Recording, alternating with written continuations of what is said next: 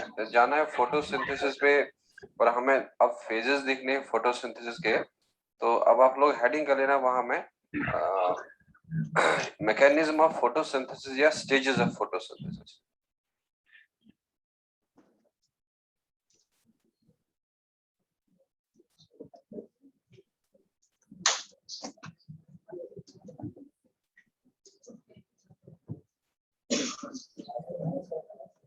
Mechanism या हम लोग स्टेजेस भी लिख सकते हैं,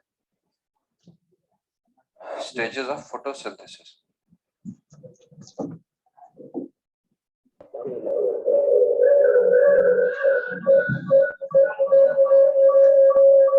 माइक्रोफोन बंद रख लो।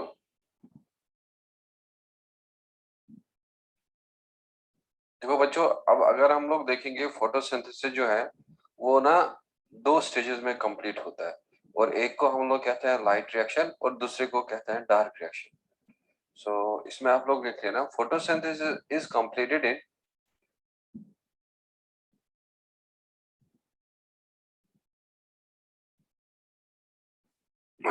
photosynthesis is completed in two steps.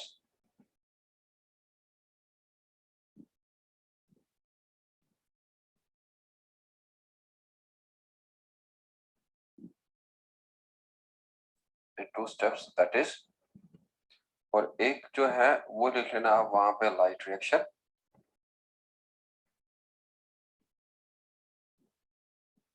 और बच्चों सेकंड जो है वो लिख लेना आप लोग डार्क रिएक्शन।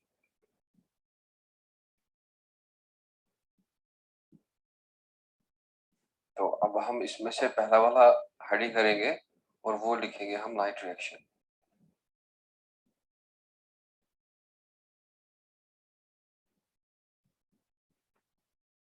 और बच्चों इस लाइट रिएक्शन को हम लोग फोटोकेमिकल रिएक्शन भी कहते हैं,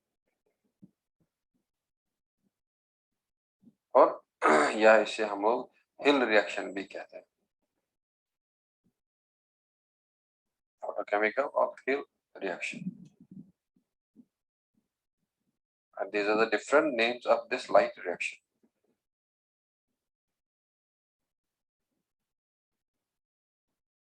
तो अब हमें देखना है कि ये फोटो सिंथेटिक का जो ये पहला फेज है और जिसको हम लाइट रिएक्शन कहते हैं, इसमें वाटर का ऑक्सीडेशन होता है। सो पहला पॉइंट लिख लेना इसमें, light reaction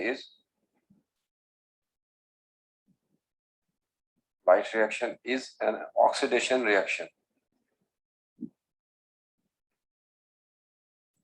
Light reaction is an oxidation reaction in which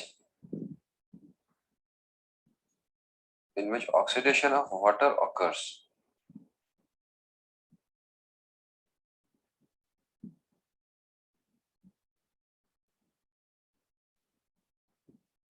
In which oxidation of water occurs. तो बच्चों ये लाइट रिएक्शन आप लोग याद रख लेना, इसमें जो ग्राना होता है क्लोरोप्लास्ट का, और उसी ग्राना में होता है ये। सो देखो, लाइट रिएक्शन occurs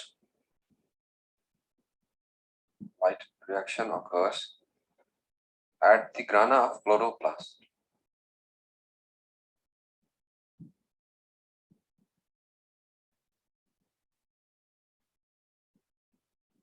और लाइट रिएक्शन यूज करता है सनलाइट को, और सनलाइट की वजह से ये हेल्प करता है in the formation of ATP और हेल्प करता है in the formation of NADPH।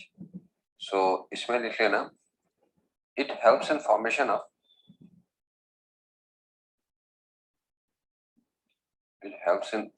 Of high energy intermediates या हाई एनर्जी केमिकल इंटरमीडिएट्स। तो बच्चों उस हाई एनर्जी केमिकल इंटरमीडिएट्स में एक तो आएगा एटीपी और एक आएगा NADPH। आप लोगों को मैंने रेस्पिरेशन में पढ़ाया था NADPH, और लेकिन बच्चों यहाँ में NADH है। सो वही फुल फॉर्म वही है, nicotinamide adenine dinucleotide phosphate. So इसमें आप लोग लिख सकते हैं यहाँ पे, या पहले मैं आगे उसका फुल फॉर्म लिखाऊंगा। It helps in formation of high energy chemical intermediates, that is ATP and NADPH, in presence of sunlight.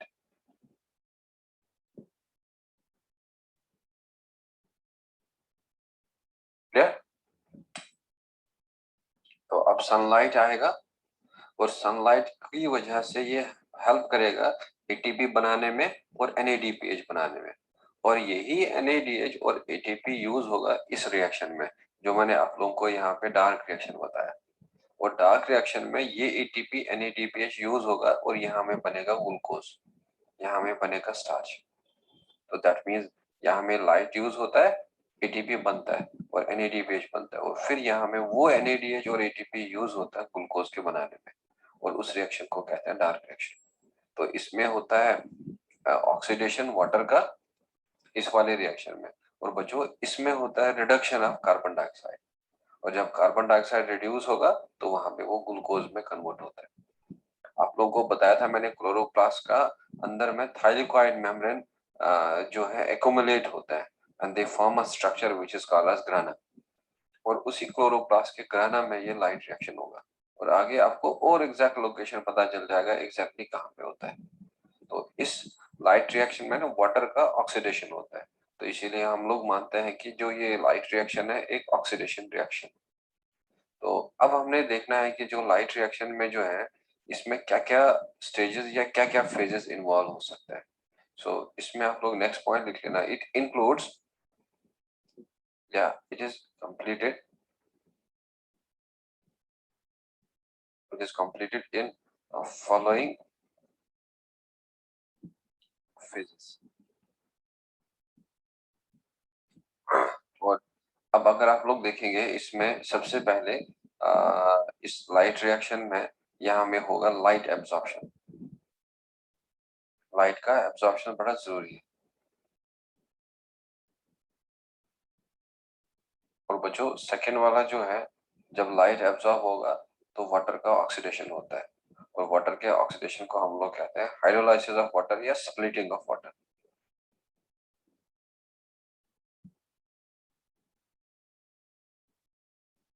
और फिर जब वाटर यहाँ में ऑक्सीडाइज होता है तो वो ऑक्सीजन रिलीज करता है, तो यहाँ पे हम लोग लिखेंगे release of oxygen.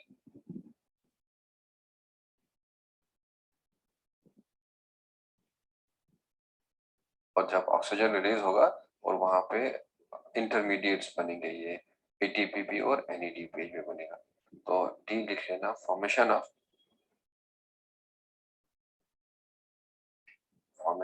ATP and NADPH।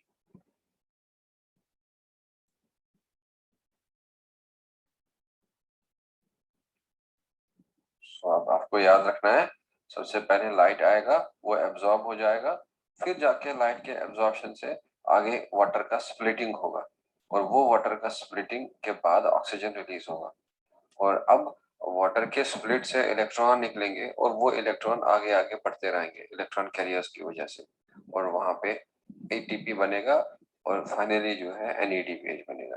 अब हमें देखना है आगे ये ATP कैसे बनता है और ये NADPH कैसे बनता है, और इस लाइट रिएक्शन में अब क्या क्या चीज इंक्लूड होगा। Are you done with this?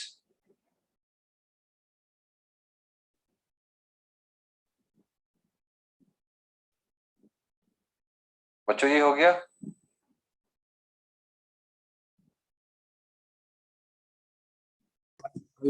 Yes sir. चलो अब आप लोग नेक्स्ट पॉइंट लिख लेना, in light reaction,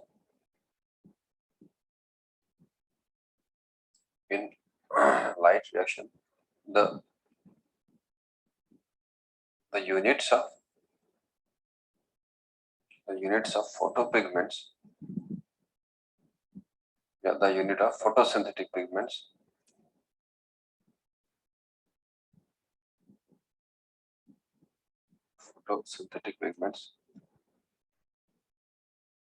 known as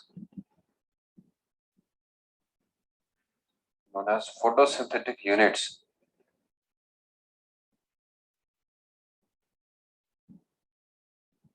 in light reaction. The units of photosynthetic pigments known as photosynthetic units are involved. तो इसके बाद आप लोग लिख लेना each photosynthetic unit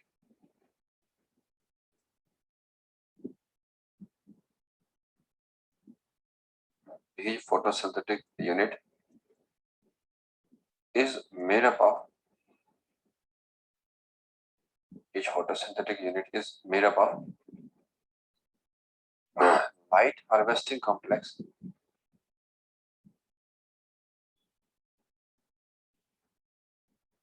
is made up of light harvesting complex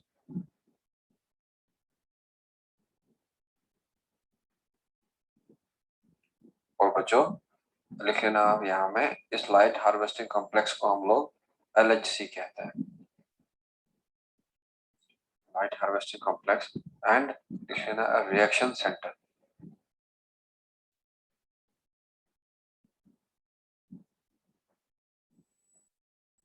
each photosynthetic unit is made up of light harvesting complex and a reaction center clear तो लिखो light harvesting complex is also called as antenna और बच्चों अगर बहुत सारे होंगे तो कहेंगे एंटीनी तो अब हमें देखना है कि जो फोटोसिंथेटिक पिगमेंट मैंने आप लोगों को सिखाया था chlorophyll A chlorophyll B carotenoids वगैरह तो वो ना इकट्ठे जमा होता है और वो सारे पिगमेंट्स जो मैंने आप लोगों को पढ़ाया वो बनाता है एक फोटोसिंथेटिक यूनिट और वो फोटोसिंथेटिक यूनिट में दो चीजें होती है एक को कहते हैं लाइट हार्वेस्टिंग कॉम्प्लेक्स और दूसरे को कहते हैं रिएक्शन सेंटर और लाइट हार्वेस्टिंग कॉम्प्लेक्स को हम लोग ऑल्सो कहते हैं एंटीना तो अब हमें देखना है कि जो ये लाइट हार्वेस्टिंग कॉम्प्लेक्स जो है इसमें कितने पिगमेंट मॉलिक्यूल्स होते हैं तो लिखो लाइट हार्वेस्टिंग कॉम्प्लेक्स और made up of pigment molecules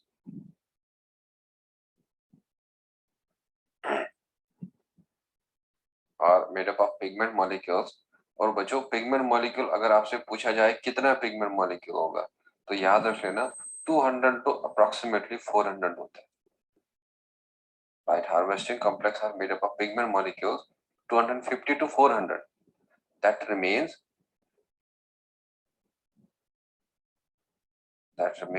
bound to proteins so that means कि लाइट हार्वेस्टिंग कॉम्प्लेक्स में नो डाउट पिगमेंट भी रहेगा और पिगमेंट के साथ साथ उनके साथ प्रोटीन्स भी रहेगा डन सो इसमें लिख लेना light harvesting complex consist all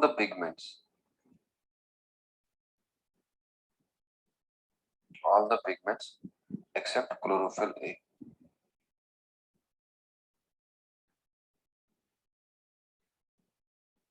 light harvesting complex consists all the pigments except chlorophyll A so that is light harvesting complex is made up of chlorophyll suppose B या carotenoids वगैरह और उनका वो बना होता है is this clear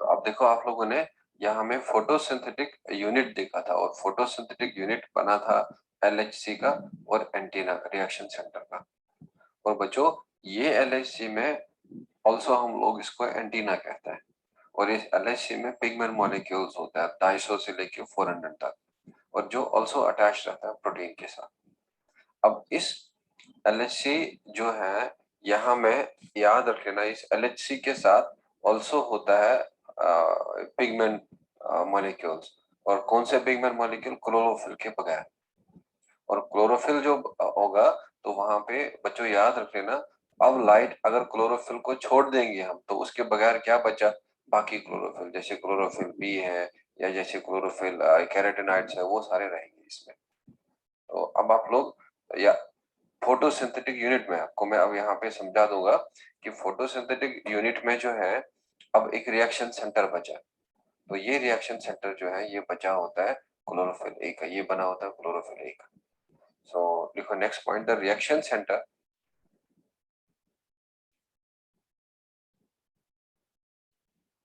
the reaction center of photosynthetic unit, photosynthetic unit consists chlorophyll A. Done?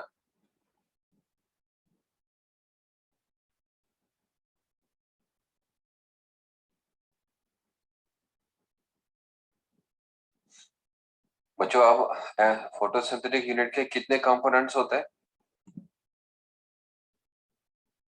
Photosynthetic unit का आप कितना कंपोनेंट होता है?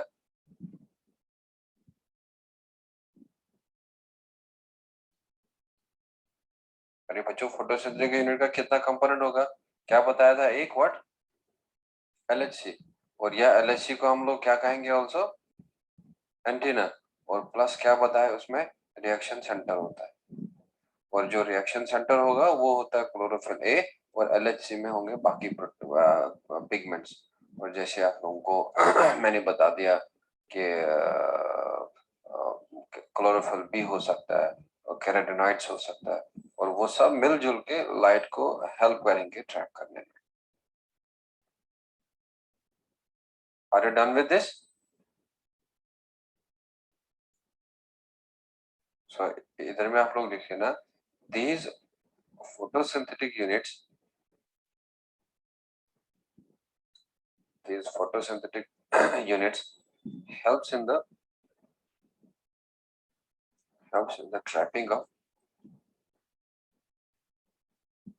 trapping of sunlight.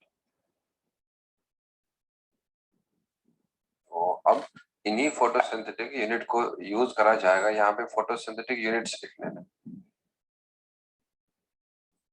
these photosynthetic units helps in the trapping of sunlight, because आप लोगों को पता है कि बिना सनलाइट के फोटोसिंथेसिस कभी भी नहीं होगा। Are you done with this?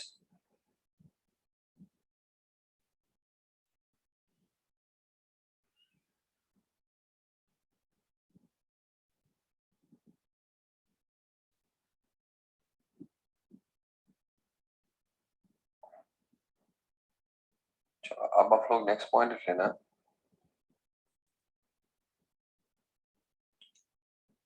देखो these photosynthetic units, these photosynthetic units are arranged into complexes,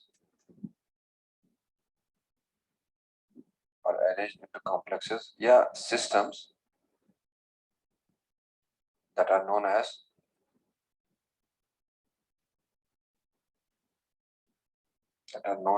photosystems.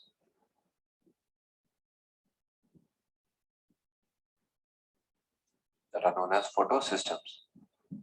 तो अब ये फोटोसिंथेटिक यूनिट सारे जमा हो जाएंगे और एक सिस्टम को बनाएंगे, और उस सिस्टम का नाम है फोटोसिस्टम। तो बच्चों यही फोटोसिस्टम जो है अब दो तरह का होता है, और एक को कहते हैं हम लोग फोटोसिस्टम फर्स्ट, और एक को कहते हैं फोटोसिस्टम सेकंड। सो लिखो photosystem, photosystems are of two types,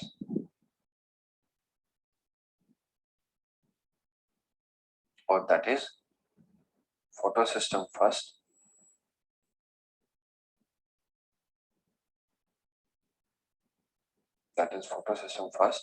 और इस फोटोसिस्टम फर्स्ट को हम शॉर्टली PS1 कहते हैं, और लिख लेना, एंड फोटोसिस्टम सेकंड, और फोटोसिस्टम सेकंड को हम लोग शॉर्टली कहते हैं PS सेकंड।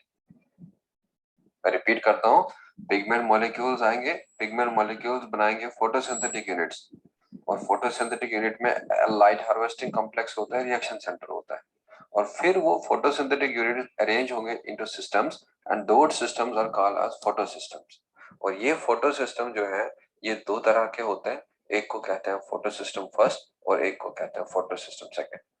अब आपको इसे एक क्वेश्चन आएगा कि क्यों हमने नाम दिया है इसको फोटो सिस्टम फर्स्ट और फोटो सिस्टम सेकेंड। तो इसमें आप लोग याद रख लेना, इनको हमने नाम photosystems are named, photosystems are named in the sequence of their discovery, the sequence of their discovery, and not in the sequence, and not in the sequence in which they function,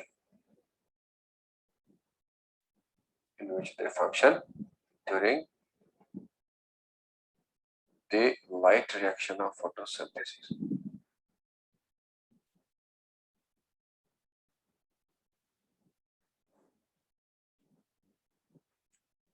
बच्चों क्या ये जरूरी है अब कि photosynthesis के light reaction में पहले काम करेगा फोटो सिस्टम फर्स्ट, बाद में करेगा काम photo system second? Is it necessary that during the light reaction कि पहले फोटो सिस्टम फर्स्ट काम करेगा और बाद में फोटो सिस्टम सेकेंड काम करेगा? क्या ये इनका सीक्वेंस मिला है डिस्कवरी के बेसिस पे, या इनको ये नाम मिला है इनका फोटोसिंथेसिस में सीक्वेंस कब होता है, क्या कौन पहले करता है कौन दूसरी बार करता है? So you people will remember कि जो ये फोटो सिस्टम फर्स्ट और फोटो सिस्टम सेकेंड है, इसको वर्किंग से कोई लेना देना नहीं है, and this is just the sequence of their discovery. पहले डिस्कवर हुआ फोटो सिस्टम फर्स्ट और दूसरा बार हुआ फोटो सिस्टम सेकेंड। तो बच्चों जो भी फोटो सिस्टम्स हैं और इनमें जो रिएक्शन सेंटर जो है वो दोनों में डिफरेंट है। तो अब आप लोग देखेंगे वो रिएक्शन सेंटर्स क्या है इन फोटो सिस्टम्स में। तो देखो in both the photo systems,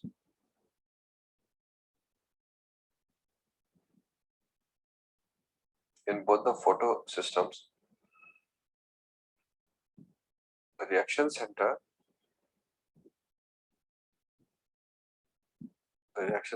is different.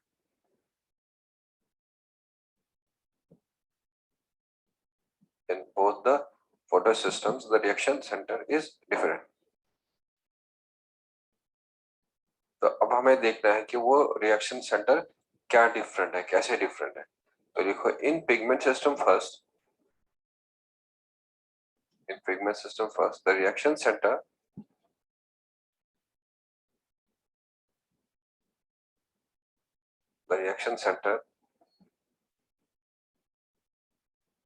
is the chlorophyll A,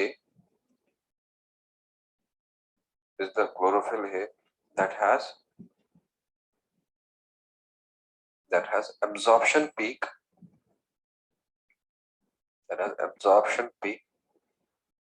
at 700 nanometer.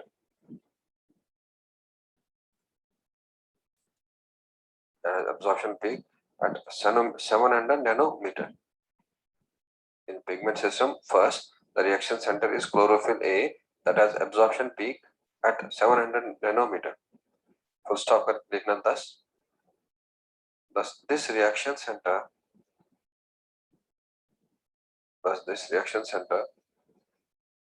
in pigment system first is called as P700.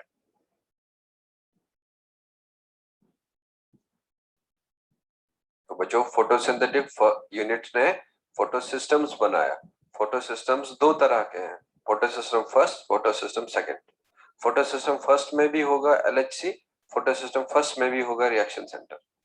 तो फोटो सिस्टम फर्स्ट का रिएक्शन सेंटर अलग होता है फोटो सिस्टम सेकेंड से। तो फोटो सिस्टम फर्स्ट में जो chlorophyll A reaction centre बनेगा और वो लाइट जो एब्जॉर्ब करेगा पीक वो होगा 700 नैनोमीटर का। तो इसीलिए इस क्लोरोफिल को हम लोग कहते हैं यहाँ में P700। तो साइमल्टेनियसली लिख लेना यहाँ में in pigment system second, in pigment system second, the reaction center is the chlorophyll A, that has absorption peak at a light of wavelength 680 nanometers. At a light of wavelength 680 nanometers. Because thus this reaction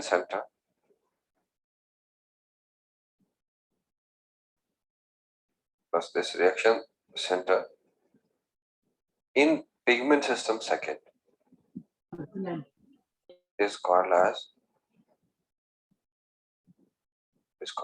P680. बच्चों अब reaction centre कितने तरह के हैं? अब how many types of reaction centers are there?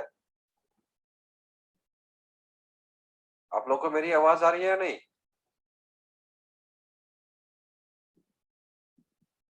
हाँ sir आ रही है। तो फिर आप लोग रेस्पॉन्ड क्यों नहीं कर रहे?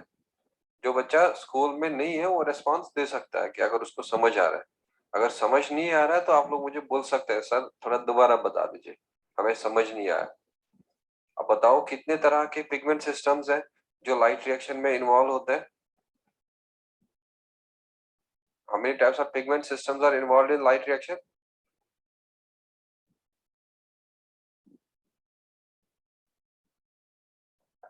अरे कितने तरह के पिगमेंट सिस्टम इन्वॉल्व होते हैं लाइट रिएक्शन में?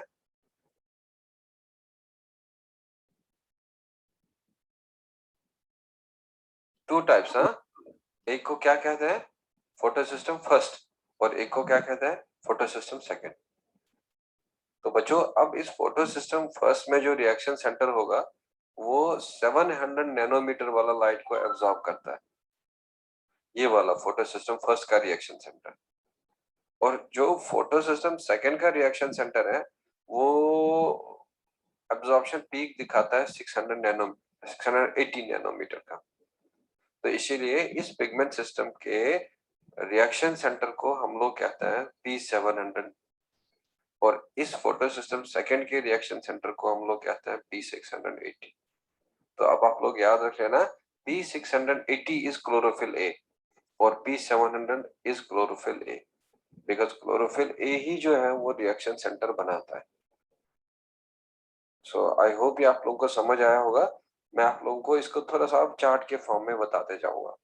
अब देख लो, अगर मैं यहाँ मैं लिखूंगा कि ये फोटो सिस्टम्स है,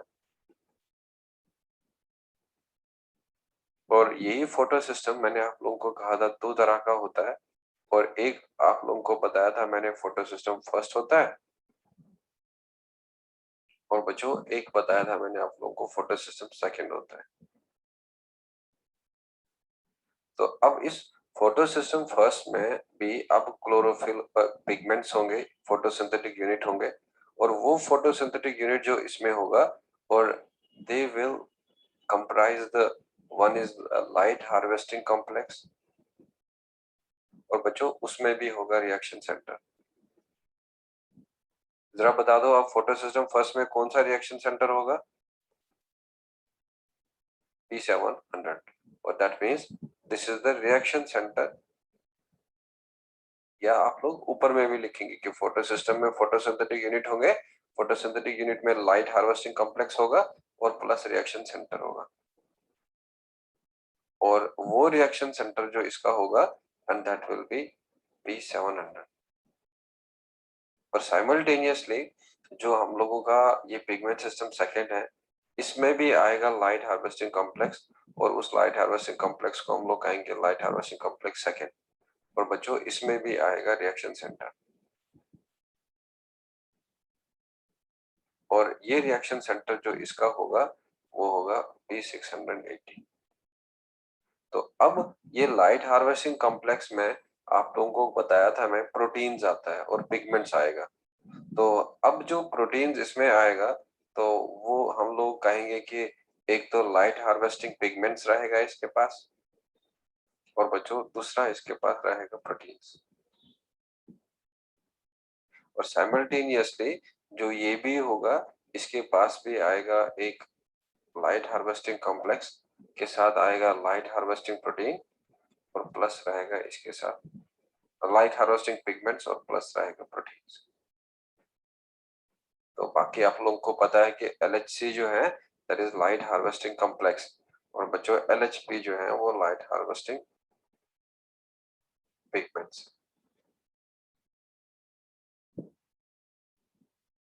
Light harvesting complex and LHP is light harvesting pigments.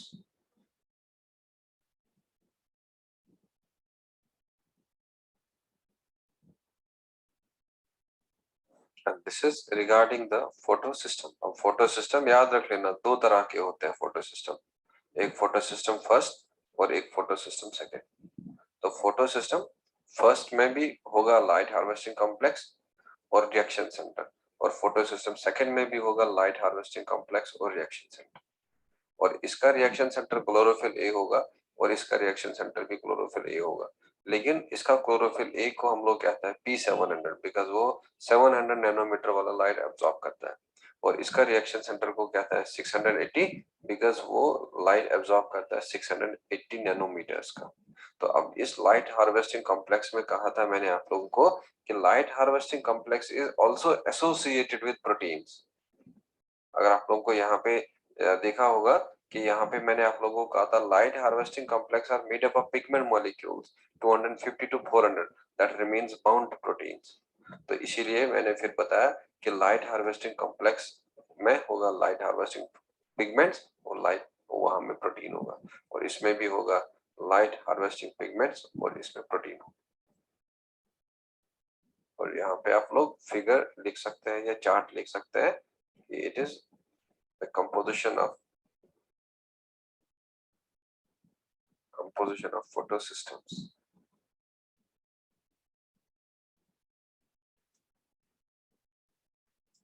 Are you done with this?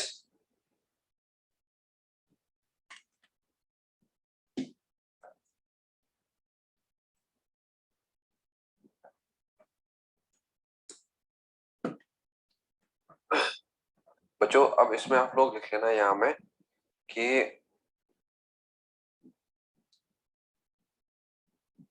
during light reaction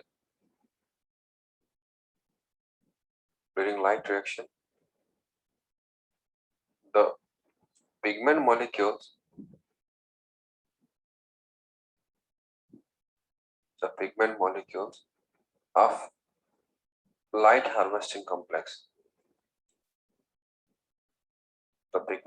of light harvesting complex absorb light of other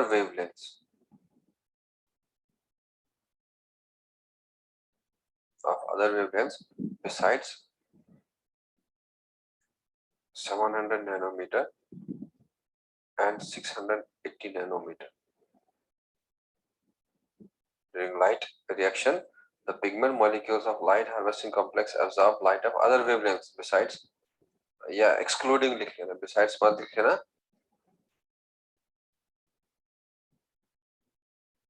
excluding 700 nanometer and 680 nanometer, because they pass the energy to reaction centers. They pass the energy to reaction centers of their pigment systems.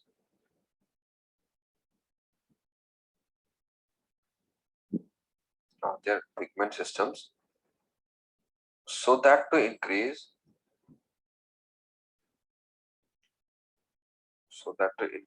photosynthetic yield.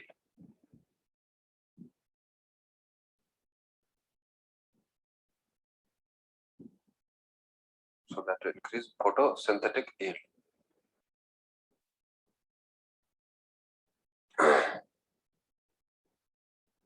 Are you done with this? बच्चों ये हो गया आप लोगों का? No, sir.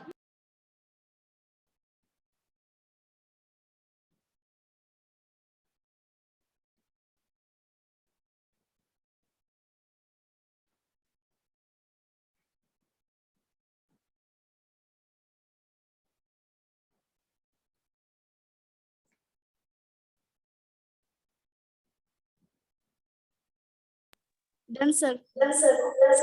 तो अब देख लो यहाँ पे बच्चों, मैं आप लोगों को इस पॉइंट से एक एनसीईआरटी का डायग्राम को एक्सप्लेन करता हूँ और उधर से आप लोगों को थोड़ा और क्लैरिटी जो है हो जाएगा रिएक्शन सेंटर का। तो जो ये फोटोसिंथेटिक सिस्टम होता है, फोटो सिस्टम होगा और इसमें ना यहाँ में एक रिएक्शन सेंटर होगा और उस रिएक्शन सेंटर के साथ यहाँ में और तरह के पिगमेंट्स होंगे। सपोज यहाँ में वो पिगमेंट मॉलिक्यूल्स है और ये पिगमेंट मॉलिक्यूल जो है, अब जरा आप लोग बता दो मुझे, फोटो सिस्टम फर्स्ट का रिएक्शन सेंटर कौन सा वेवलेंथ ऑफ लाइट को एब्जॉर्ब करता है?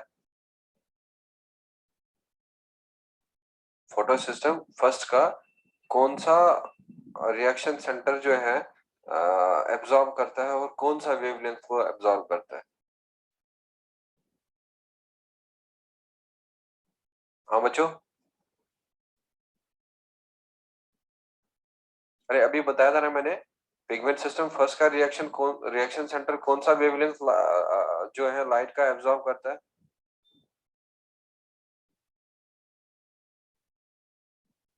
अरे कौन सा वेवलेंथ एब्जॉर्ब करता है पिगमेंट सिस्टम फर्स्ट का रिएक्शन सेंटर?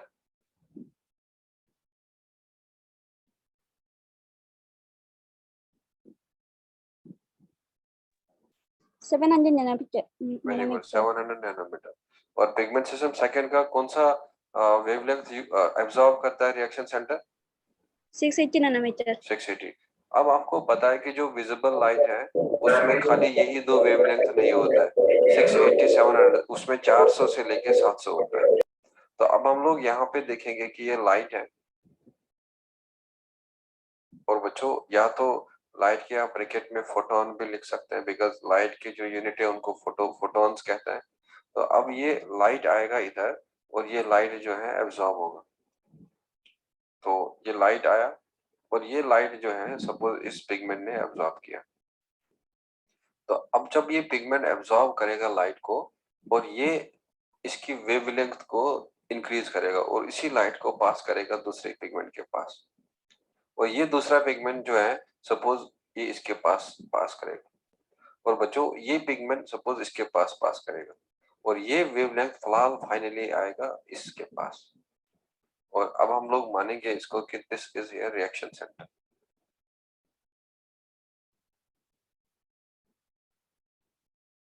और जो ये वाला जो पिगमेंट्स है और इनको हम लोग कहेंगे पिगमेंट मॉलिक्यूल्स और या हम इसको कहेंगे एंटीना।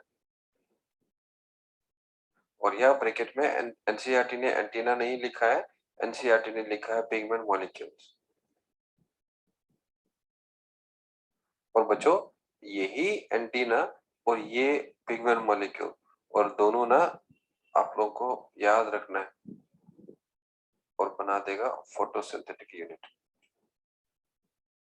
और दैट मींस यहाँ में हम लोग कहेंगे कि ये फोटोसिंथेटिक यूनिट।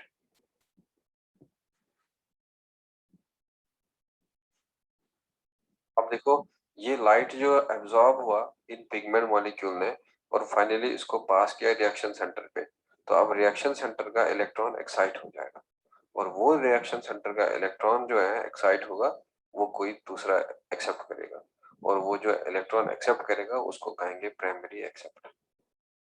तो यहाँ में अब लाइट आएगा, रिएक्शन सेंटर का एक्साइट होगा इलेक्ट्रॉन और वो जाएगा प्राइमरी एक्सेप्टर के पास।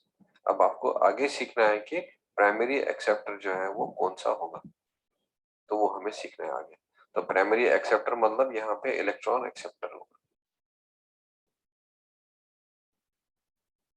और बच्चों यहाँ पे मैं लिखूंगा कि ये इलेक्ट्रॉन है और ये वो इलेक्ट्रॉन है जो इस क्लोरोफिल ए से रिएक्शन सेंटर से एक्साइट हो गया, तो इसका हम नाम देंगे एक्साइटेड इलेक्ट्रॉन।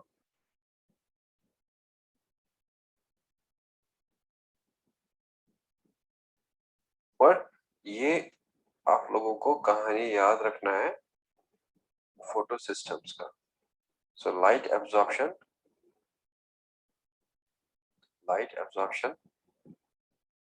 एंड एक्साइटेशन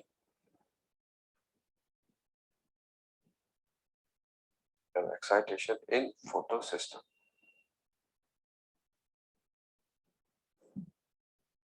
तो जब भी लाइट आएगा एब्जॉर्ब होगा, और एब्जॉर्ब होने से वो फाइनली क्लोरोफिल ए के पास पहुंच जाएगा रिएक्शन सेंटर, और वो एक्साइट होगा, और वो एक्साइट होके इलेक्ट्रॉन देगा प्राइमरी एक्सेप्टर को।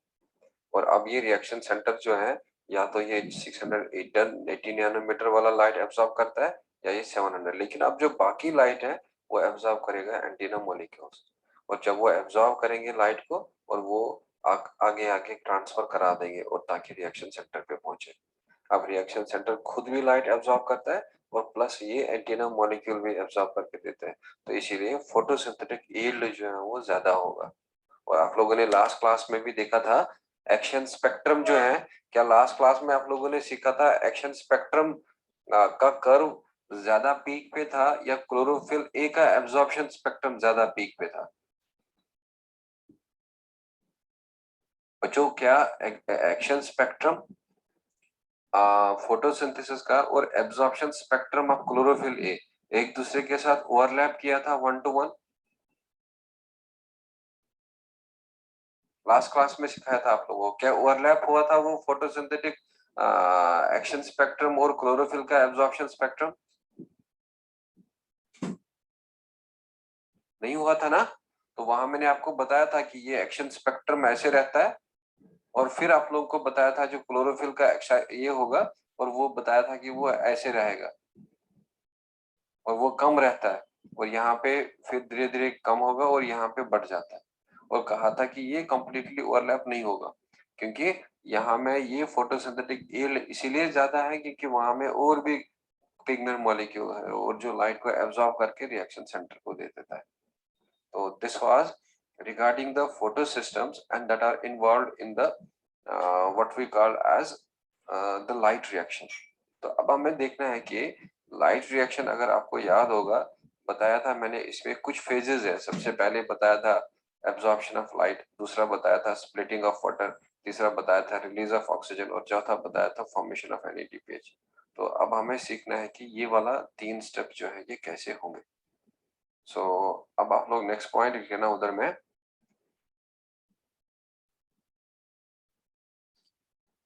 देखो,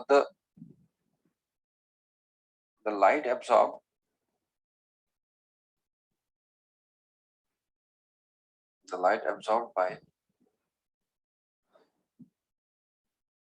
by the pigments helps in the excitation of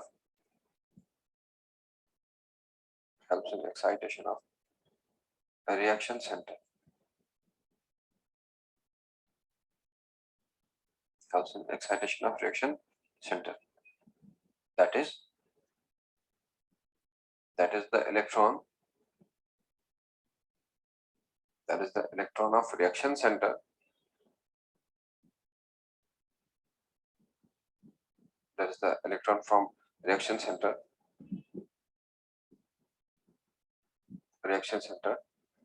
gets excited from its ground state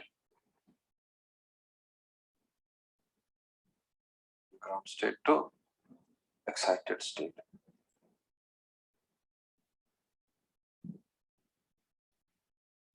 The next point, different electron carriers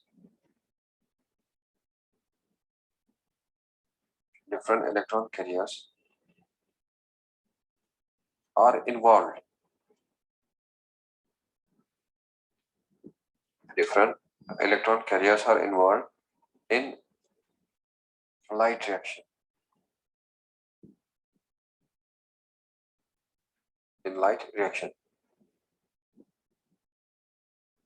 different electron carriers are involved in light reaction that leads formation of ATP. And this ATP synthesis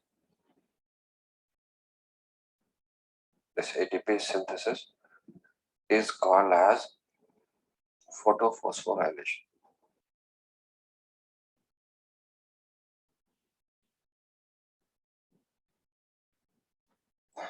This ATP synthesis is called as photophosphorylation.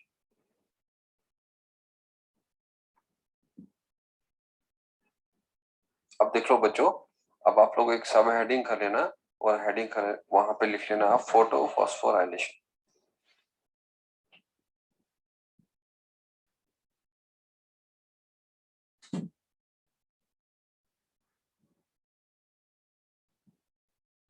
तो अब जो electron निकला chlorophyll A से reaction centre से, वो अब electron carrier इसको पास करता रहेगा. और जब इलेक्ट्रॉन कैरियर पास करता रहेगा तो आगे हमने सीखना है कि प्रोटॉन भी ट्रांसफर होंगे और फिर वो प्रोटॉन ट्रांसफर जो है एक प्रोटॉन ग्रेडियंट प्रोड्यूस करेगा और वो प्रोटॉन ग्रेडियंट हेल्प करेगा एटीपी के फॉर्मेशन में. तो अब इस लाइट के प्रेजेंस में जो एटीपी सिंथेसिस हो रहा है, और बच्चों इसको हम लोग कहते हैं फोटोफॉस्फोराइलेशन. तो इसमें आप लोग लिख लेना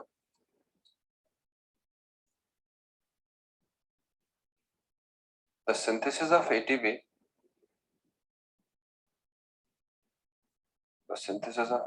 in presence of light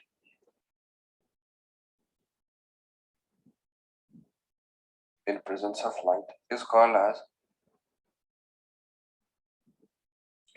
as photophosphorylation.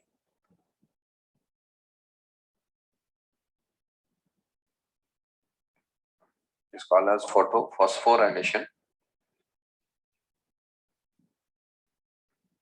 that occurs in chloroplast during light reaction.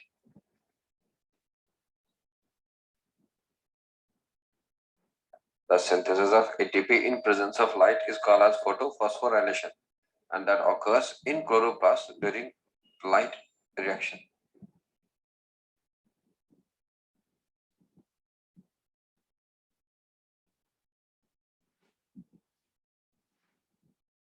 Clear?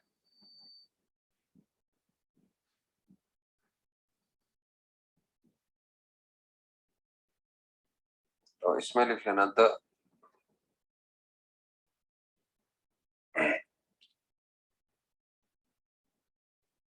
synthesis of ATP, या ऐसे लिखो the addition of phosphate to a substrate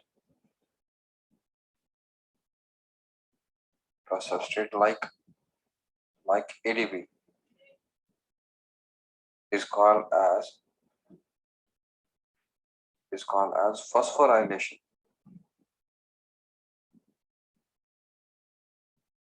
जो जब भी फॉस्फेट का ट्रांसफर होगा किसी सबस्ट्रेट के पास, और जैसे हमने सबस्ट्रेट लिया एडीपी, तो अगर फॉस्फेट ऐड हो जाएगा एडीपी पे तो ये बन जाएगा एटीपी, और वो एडिशन होना फॉस्फेट एडीपी पे, तो उस प्रोसेस को कहते हैं फॉस्फोराइलेशन.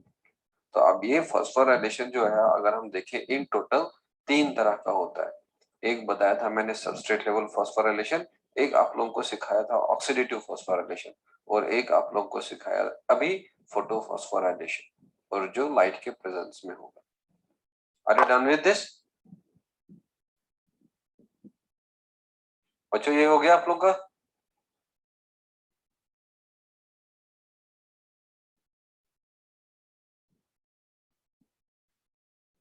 चलो लिखो next point, photophosphorylation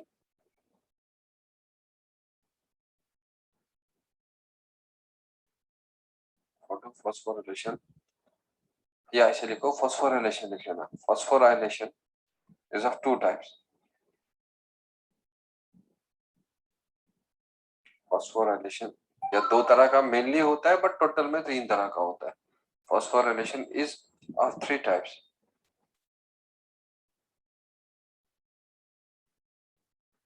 that is, तो एक आप लोगों ने सीखा था, मैंने substrate level phosphorylation.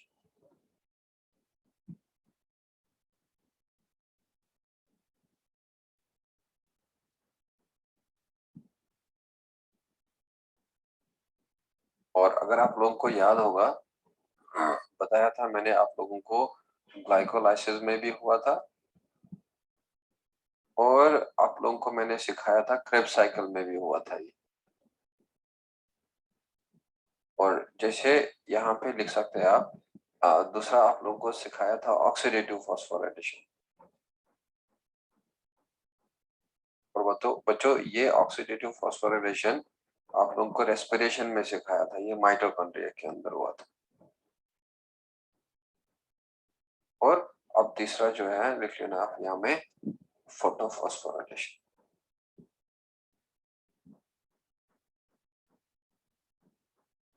Photophosphorylation.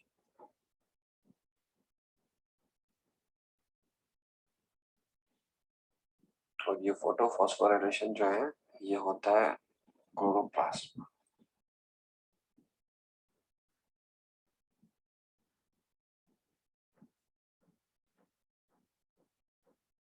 Done.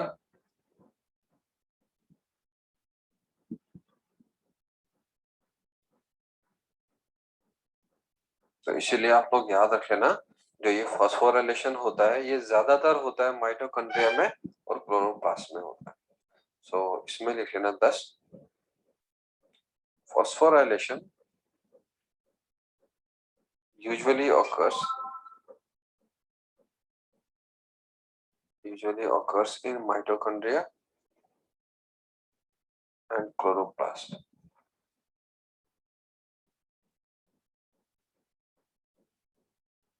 तो ये दो जगह पे ज्यादा होता है.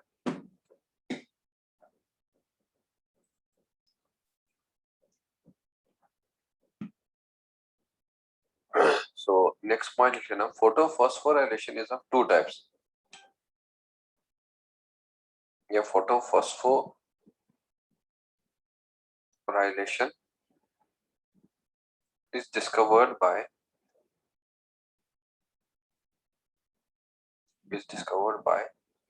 Ernon. तो बच्चों एर्नॉन के साथ आप लोगों को एट आल भी मिलेगा, और एट आल का मतलब क्या होता है, बाकी researchers. So photosynthesis is discovered by Ernon, and according to him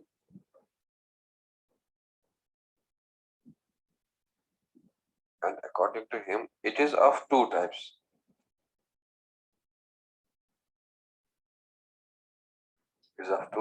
That is, तो एक आप लोग याद रख लेना, एक होता है साइक्लिक फोटोफॉस्फोराइलेशन.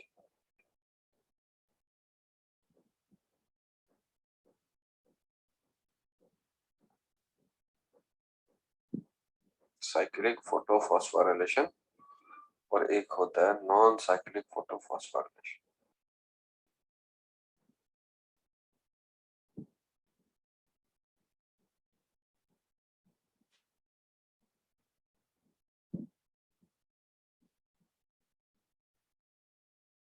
तो ये सीखना है आप लोगों को, और ये बड़ा इंपॉर्टेंट है, और आप लोगों को इस पे नॉलेज होना ही होना चाहिए. It is so important.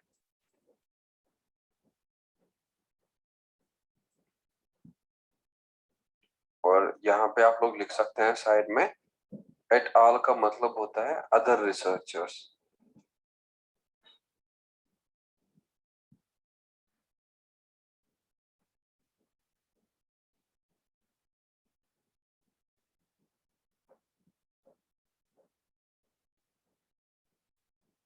Adnan के साथ और रिसर्चर्स थे, और आप सबका नाम नहीं लिखते हैं, शॉर्टली लिखते हैं एट ऑल.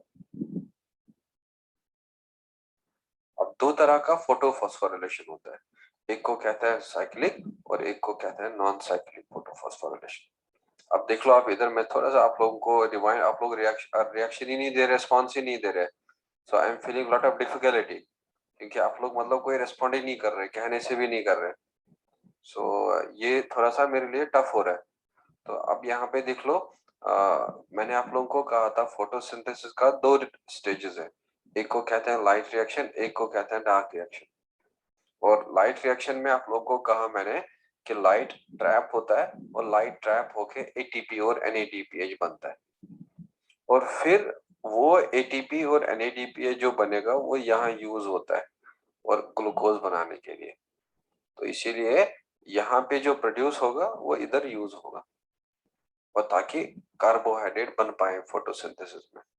तो अब इस लाइट रिएक्शन में लाइट को ट्रैप होना है, और लाइट को ट्रैप होने के लिए वहां में पिगमेंट्स का जरूरत है, और पिगमेंट के बगैर लाइट ट्रैप नहीं होगा। तो अब वो फोटोसिंथेटिक पिगमेंट एक यूनिट बनाता था जिसका नाम था फोटोसिंथेटिक यूनिट, और जिसका कंपोनेंट 2 बताया था मैंने, एक लाइट हार्वेस्टिंग कॉम्प्लेक्स और या एंटीना, और एक था रिएक्शन सेंटर। और इस लाइट हार्वेस्टिंग कॉम्प्लेक्स में सारे पिगमेंट्स होते हैं बिना क्लोरोफिल ए के, और इस रिएक्शन सेंटर में क्लोरोफिल ए होता है। तो बच्चों, अब ये लाइट हार्वेस्टिंग कॉम्प्लेक्स खाली पिगमेंट्स ही नहीं होता है, ये इनमें ऑल्सो बाउंड होता है प्रोटीन्स। तो इसीलिए अगर हम लोग देखेंगे कि जो ये फोटोसिंथेटिक यूनिट है, they are arranged into the systems, और वो 2 फोटो सिस्टम है, एक को कहते हैं फोटो सिस्टम फर्स्ट, एक को कहते हैं फोटो सिस्टम सेकेंड। और फोटो सिस्टम फर्स्ट में भी लाइट हार्वेस्टिंग कॉम्प्लेक्स होगा, रिएक्शन सेंटर होगा, और इसमें भी लाइट हार्वेस्टिंग कॉम्प्लेक्स होगा, रिएक्शन सेंटर होगा। और इस लाइट हार्वेस्टिंग कॉम्प्लेक्स में पिगमेंट्स होंगे और प्लस प्रोटीन होगा, और इसमें भी पिगमेंट्स होंगे, इसमें भी प्रोटीन होगा। अब इसका रिएक्शन सेंटर P700 और इसका रिएक्शन 680। तो मतलब क्लोरोफिल ए जो 700 नैनोमीटर वाली लाइट को एब्जॉर्ब करता है, और क्लोरोफिल ए जो 680 नैनोमीटर वाली लाइट को एब्जॉर्ब करता है। अब आप लोगों ने देखा कि रिएक्शन सेंटर के बगैर ये भी होता है, लाइट हार्वेस्टिंग कॉम्प्लेक्स भी होता है। तो ये लाइट हार्वेस्टिंग कॉम्प्लेक्स के पिगमेंट्स अदर वेवलेंथ को एब्जॉर्ब करता है, और वो वेवलेंथ फिर रिएक्शन सेंटर को देता है, और ताकि जाके रिएक्शन सेंटर और यील्ड ज्यादा हो जाए। तो अब ये लाइट आया और यहाँ से ये एब्जॉर्ब किया और ट्रांसफर करते गया रिएक्शन सेंटर पे। अब रिएक्शन सेंटर पे अब क्लोरोफिल ए का इलेक्ट्रॉन एक्साइट हो जाएगा, और बच्चों वही इलेक्ट्रॉन पास होगा डिफरेंट इलेक्ट्रॉन कैरियर्स से, जो आप लोगों को सीखना है। और जब वो पास होगा तो वो लीड करता है फॉर्मेशन ऑफ एटीपी, और वो फॉर्मेशन ऑफ एटीपी को कहते हैं हम लोग, अगर लाइट के प्रेजेंस में होगा तो उसको कहते हैं फोटोफॉस्फोराइलेशन। लेकिन अगर आप लोगों को याद होगा, मैं आप लोगों को बताया था कि जब मैंने आप लोगों को माइटो ईटीसी पढ़ाया था, मैंने आप लोगों को रेस्पिरेशन पढ़ाया था, रेस्पिरेशन इन प्लांट्स। तो वहां मैंने ऑलरेडी आपको 2 तरह का फॉस्फोराइलेशन बताया था, एक सबस्ट्रेट, एक ऑक्सीडेटिव, एक फॉस्फोर, अभी आपको फोटो फॉस्फोराइलेशन बताया था। तो सबस्ट्रेट लेवल फॉस्फोराइलेशन आप लोगों ने ग्लाइकोलाइसिस में देखा था, और स्टेप 10 में भी हुआ था, स्टेप 7 में भी हुआ था सबस्ट्रेट लेवल फॉस्फोराइलेशन। और क्रेब्स साइकिल में आपको बताया था जब सक्सिनाइल कोएंजाइम ए कन्वर्ट होता है सक्सिनेट में, और वहां जीटीपी बनता है। और ऑक्सीडेटिव फॉस्फोराइलेशन माइटोकॉन्ड्रिया के इनर मेम्ब्रेन में हुआ था, और जहां मैंने आप लोगों को बताया था कि प्रोटॉन बाहर निकलता है फिर वापस अंदर आता है, और एटीपी सिंथेस जो है वो बनाता है एटीपी, और इन प्रेजेंस ऑफ ऑक्सीजन। और लाइट के प्रेजेंस में वो क्लोरोप्लास्ट में होगा तो फोटोफॉस्फोराइलेशन। अब इसको डिस्कवर किया है एर्नॉन ने, और उसके हिसाब से ये 2 तरह का होता है, एक साइक्लिक और एक नॉन साइक्लिक फोटोफॉस्फोराइलेशन। तो अब इसमें से हमें पहला वाला देखना है, और वो पहला वाला जो होगा that will be cyclic photophosphorylation.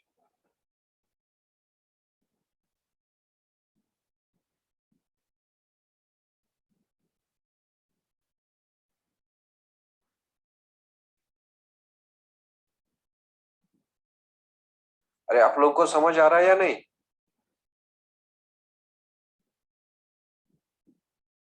यहाँ पे बहुत सारे बच्चे बता भी सकते हैं, हलीना है, हफीजुर है, या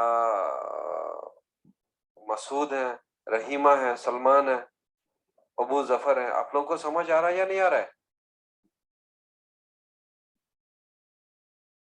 यस सर। ये देखो, ये साइक्लिक फोटोफॉस्फोरिलेशन जो है बच्चों, इसमें जो ये क्लोरोफिल जो है ना, ये वाला reaction centre.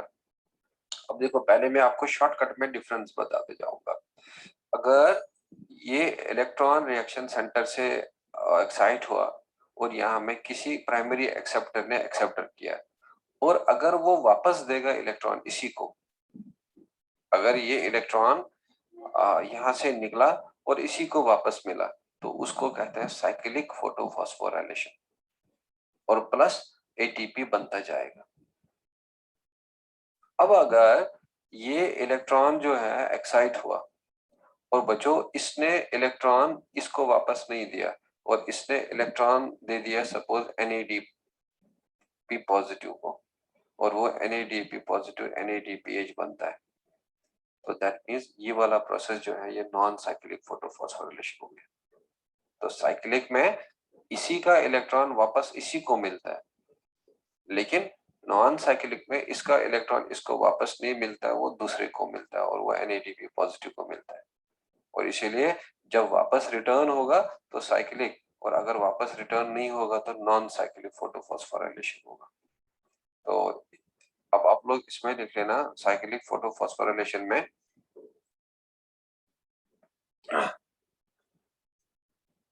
in this photophosphorylation,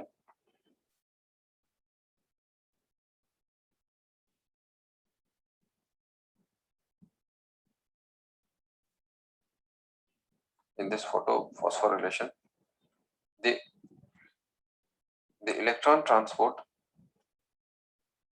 the electron is circulated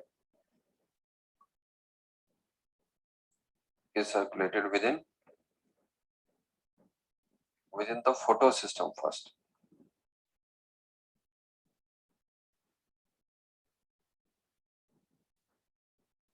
Within the photosystem first, and is cycled back to the pigment system first, and is cycled back to the pigment system first by the help of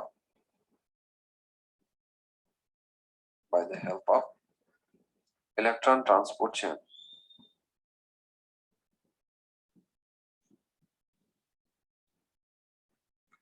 By the help of electron transport chain, और यह bracket में लिख लेना ETC और electron transport system.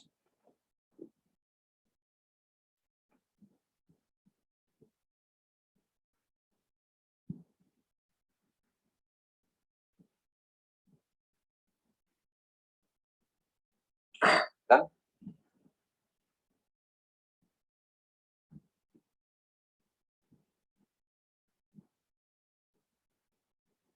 तो बच्चों, आप लोगों ने ऑक्सीडेटिव फॉस्फोरिलेशन में सीखा था कि इस इलेक्ट्रॉन ट्रांसपोर्ट चेन को हम लोग ऑल्सो कहते हैं इलेक्ट्रॉन ट्रांसपोर्ट सिस्टम। तो और लिख लेना इलेक्ट्रॉन ट्रांसपोर्ट सिस्टम।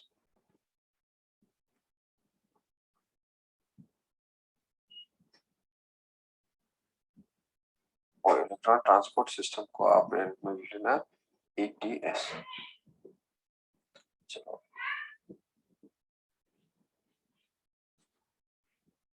तो अब देख लो बच्चों, मैं आप लोगों को पहले एक सिंपल सा डायग्राम सिखाऊंगा जो NCERT में है। तो NCERT का जो डायग्राम है वो कुछ इस तरह से दिया है, और यहाँ पे सपोज लिया है रिएक्शन सेंटर।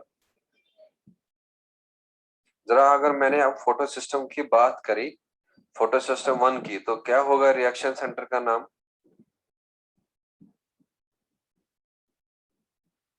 अगर मैंने फोटो सिस्टम की बात करी तो बच्चों रिएक्शन सेंटर कौन सा होगा? हाँ,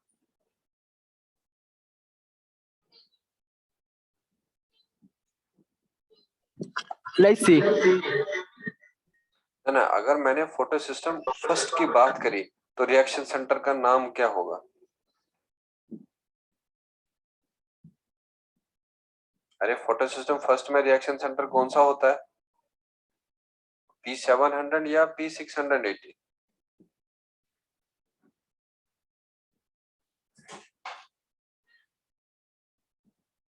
अरे अभी सिखाया था ना भाई, यहाँ में बताया था ना, पिगमेंट सिस्टम फर्स्ट अगर होगा तो रिएक्शन सेंटर का नाम क्या होगा? P700।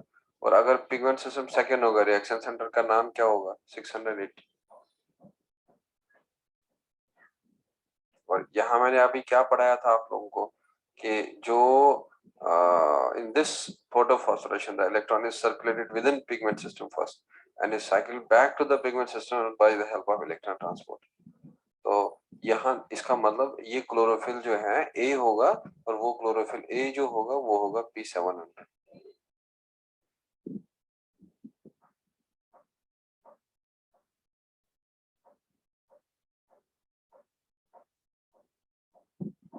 क्लोरोफिल A और वो क्लोरोफिल A जो होगा दैट विल बी P700। तो जब इसका इलेक्ट्रॉन एक्साइट हो जाएगा तो बच्चों वो इलेक्ट्रॉन जो है वो इलेक्ट्रॉन एक्सेप्टर एक्सेप्ट करेगा और फिर वो इलेक्ट्रॉन जो है सर्कुलेट होगा। और जब सर्कुलेट होगा, कौन सर्कुलेशन में हेल्प करेगा? Electron transport chain. और यहाँ में हम लोग दोबारा से ETC लिखेंगे। और बच्चों ये ETC जो है अब इस इलेक्ट्रॉन को अब वापस भेजेगा और इसी रिएक्शन सेंटर के पास। लेकिन अब इस क्लोरोफिल A से इलेक्ट्रॉन किसने एक्साइट किया था? लाइट ने। तो यहाँ हम लोग लिखेंगे लाइट। और ये लाइट आएगा और ये यहाँ में पड़ेगा और उस वजह से यहाँ में इलेक्ट्रॉन का एक्साइटेशन होगा और वो इलेक्ट्रॉन इधर से निकलेगा, जाएगा इलेक्ट्रॉन एक्सेप्टर के पास। वो इलेक्ट्रॉन एक्सेप्टर देगा ETC में और वो ETC वापस इसको भेजेगा। लेकिन जब ये वापस दे देगा तो यहाँ में बनेगा ATP भी। तो यहाँ में हम लोग लिखेंगे कि ATP आएगा या ADP प्लस इनऑर्गेनिक फॉस्फेट आएगा। और बच्चों यहाँ में वो ATP बना देंगे। तो ये शॉर्टेस्ट आपको सिंपल तरीका याद रखना है साइक्लिक फोटोफॉस्फोराइलेशन का। और जो ये सिस्टम होगा and this system will be the pigment system first.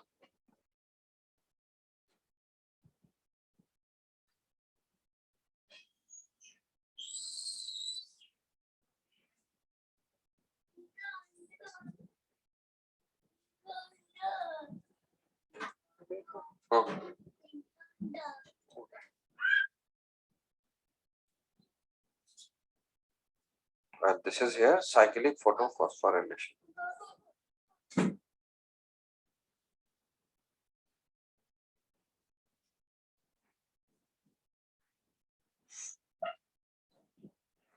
Are you done with this?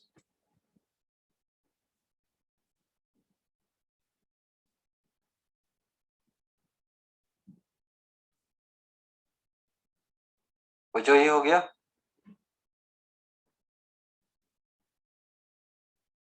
Yes, sir. तो अब यहाँ में क्या होगा? जो ये साइक्लिक फोटोफॉस्फोराइलेशन है due to the cyclic electron transport या due to the cyclic electron flow, और खाली ATP बनता है और NADPH नहीं बनता है।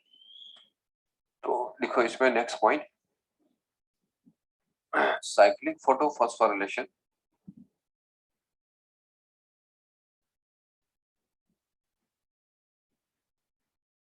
cyclic photophosphorylation involves only pigment system first. Cyclic photophosphorylation involves only pigment system first and helps only in the formation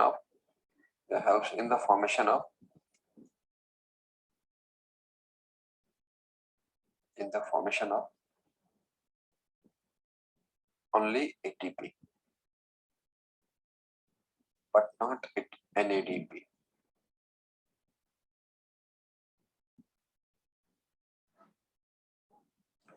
Due to cyclic flow of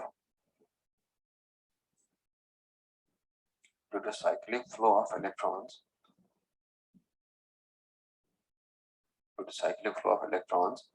NADPH is not produced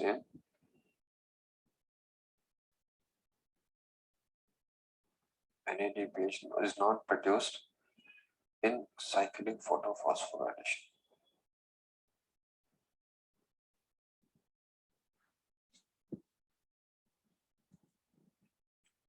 Clear? बच्चों, क्या अब cyclic photophosphorylation होगा जब light का wavelength होगा less than 680 या more than 680? क्या cyclic photophosphorylation होगा जब लाइट होगा मोर देन 680 नैनोमीटर या लेस देन 680 नैनोमीटर? हाँ,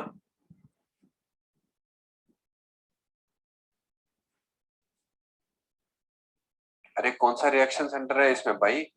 P700 रिएक्शन सेंटर है या 680 है? कौन सा पिगमेंट सिस्टम इसमें इन्वॉल्व होता है? पिगमेंट सिस्टम 1, और पिगमेंट सिस्टम 1 में कौन सा क्लोरोफिल होता है? P780। तो अब कौन सा वेवलेंथ पे ये होगा? मोर देन 680 नैनोमीटर वाली लेंथ पे, तो लेस देन 680 पे पॉसिबल नहीं है। तो देखो इसमें cyclic photophosphorylation also occurs at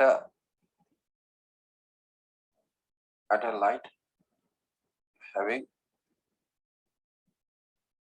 wavelength of more than 680 nanometer.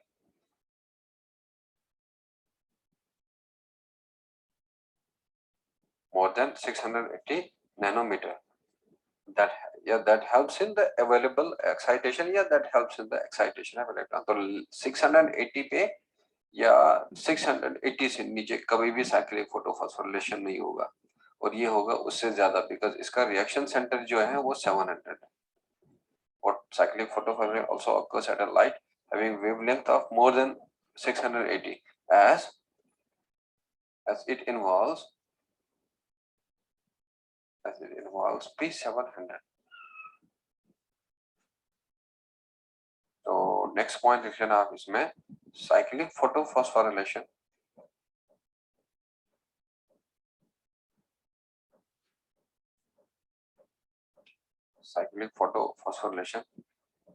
occurs in stromal lamellae.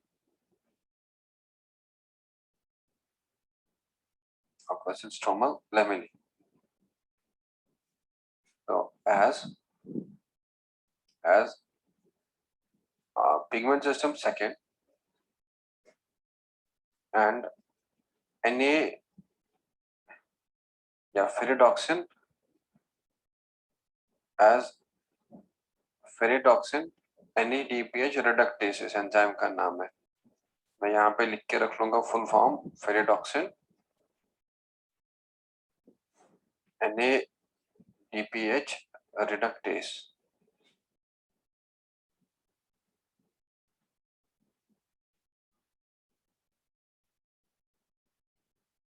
और बच्चों, या तो हम लोग इसको शॉर्टली कहते हैं NADP reductase.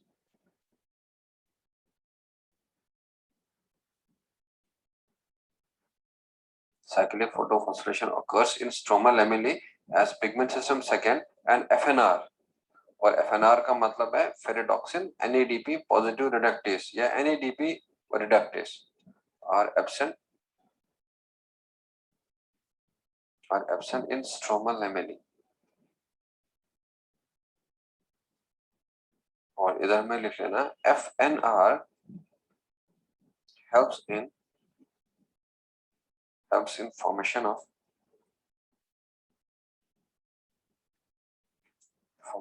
NADPH from NADP positive.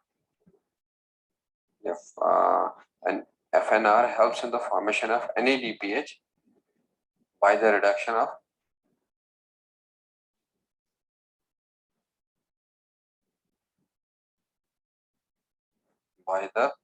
reduction of NADP positive. FNR helps in formation of NADPH by the reduction of NADP positive. बच्चों, क्या साइक्लिक फोटोफॉस्फोरेशन में NADPH बनता है या नहीं?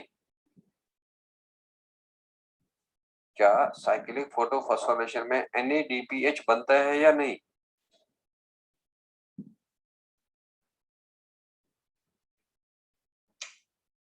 अरे, क्या साइक्लिक फोटोफॉस्फोरेशन में खाली ATP बनता है या ATP और NADPH दोनों बनता है? यहाँ मैंने दिखाया था ना आप लोगों को, क्या बनता है? खाली ATP बनता है, NADPH नहीं बनता है।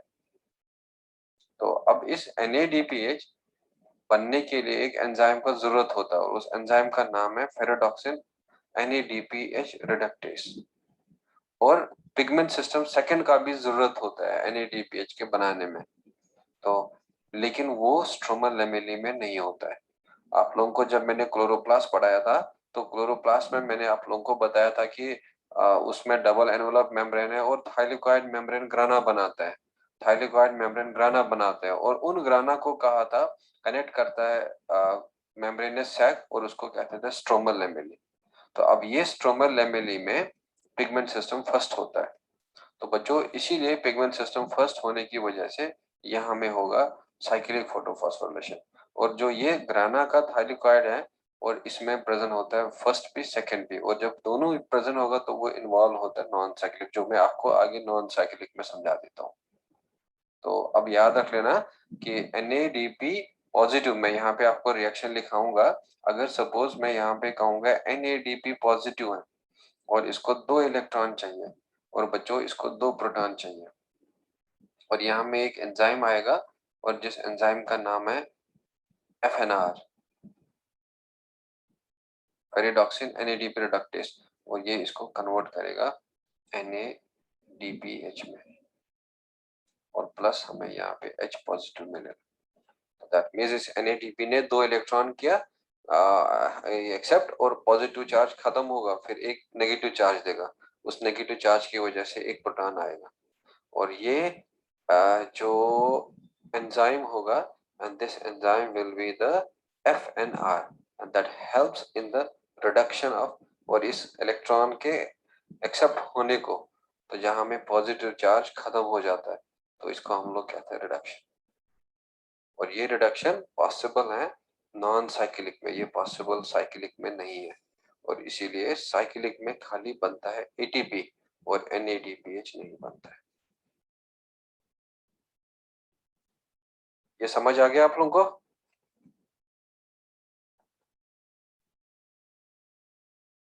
तो अब देखो, मैं आपको थोड़ा सा इसका मॉडिफिकेशन बता देता हूँ और इसका थोड़ा सा और चीजें जो आप लोगों को एग्जैक्टली याद रखनी है। तो मैं क्या कर लूंगा, यहाँ में मैं लूंगा यहाँ पे एक रिएक्शन सेंटर, और बच्चों ये रिएक्शन सेंटर जो है ये मैं कंसिडर करूंगा ये P700 है।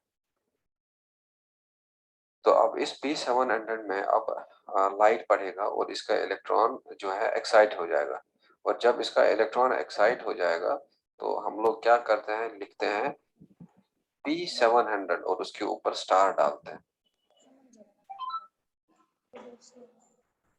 और P, और इसको हम लोग कहते हैं एक्साइटेड पिग रिएक्शन सेंटर।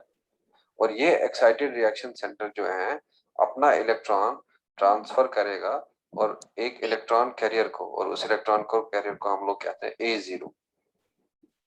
और बच्चों फिर यहाँ में एक और इलेक्ट्रॉन कैरियर इन्वॉल्व होता है, उसको कहते हैं A1। और फिर इलेक्ट्रॉन कैरियर जो इन्वॉल्व होगा उसको कहते हैं हम लोग आयरन सल्फर कॉम्प्लेक्स। और फिर आयरन सल्फर कॉम्प्लेक्स के बाद एक और इलेक्ट्रॉन कैरियर इन्वॉल्व होगा, उसको कहते हैं साइटोक्रोम B6F। और साइटोक्रोम B6F एक और इलेक्ट्रॉन कैरियर इन्वॉल्व करेगा, उसको कहते हैं PC और प्लास्टोसाइनिन। और बच्चों ये प्लास्टोसाइनिन वापस इसको इलेक्ट्रॉन देता है। और जो मैंने आप लोगों को इधर बताया था shortly ETC, electron transport chain, और बच्चों ये है वो इलेक्ट्रॉन ट्रांसपोर्ट चेन, और जिससे इलेक्ट्रॉन अब यहां से निकलेगा और वही इलेक्ट्रॉन आगे आगे आगे आगे बढ़ता जाएगा। और फाइनली वो इलेक्ट्रॉन जिससे निकला था और उसी को वापस मिला। और यहाँ हमें अब लाइट का जरूरत होता है और बिना लाइट के ये रिएक्शन पॉसिबल नहीं है। और यहाँ लाइट आएगा और इसका एक्साइटेशन करेगा और जब लाइट एक्साइट होगा तो यहाँ से इलेक्ट्रॉन जो आगे बढ़ा और वहीं पे इधर होंगे। तो यहाँ पे आप लोग लिख लेना कि दिस इज एक्साइटेशन है। और यहाँ पे लिख सकते हैं P700 तो लिख लेना reaction centre in ground state.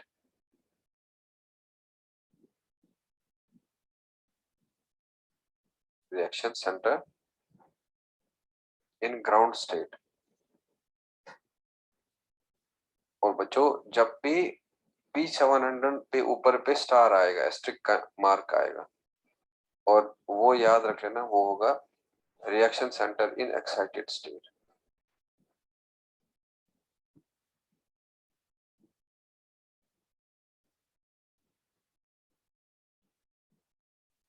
Clear?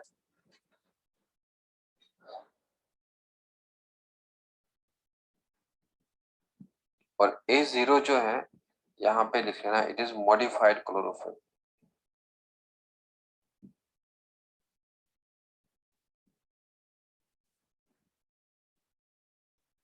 What is A0 here?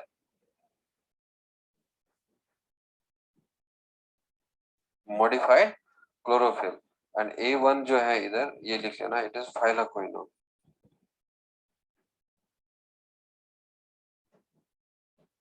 और बच्चों PC जो है वो है plastocyanin.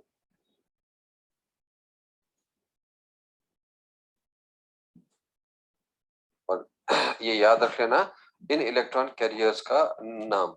A0 is modified chlorophyll, A1 is here phylloquinone, और PC जो है ये यहाँ में है what we call as the plastocyanin. और ये आप लोगों को पता है, ये तो माइटोकॉन्ड्रिया में ही बताया था मैंने। FeS is iron sulphur complex.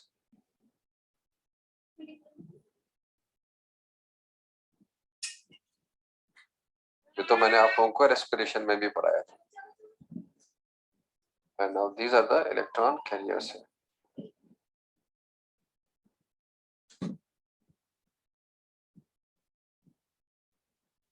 अब देखो इधर से इलेक्ट्रॉन निकला और वो इलेक्ट्रॉन वापस इसी को मिला, but through the by the help of this electron transport chain, और जिसमें मॉडिफाइड क्लोरोफिल, फिर होगा फाइलाकोइनोन, फिर होगा आयरन सल्फर कॉम्प्लेक्स, फिर होगा साइटोक्रोम B6F, फिर होगा प्लास्टोसाइनिन, और फिर वापस आएगा और मिल जाएगा 700 के पास। लेकिन इसको इलेक्ट्रॉन एक्साइट करने के लिए लाइट चाहिए, और ये है the real picture of the cyclic photophosphorylation.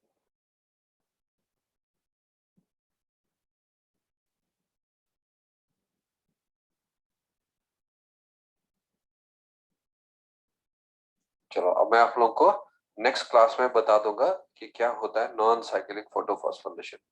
लेकिन प्लीज इसको रिवाइज करके आना। किसी बच्चे का कोई डाउट तो नहीं है?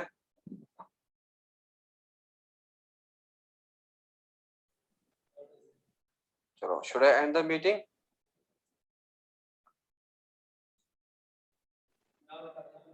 Okay, sir. Thank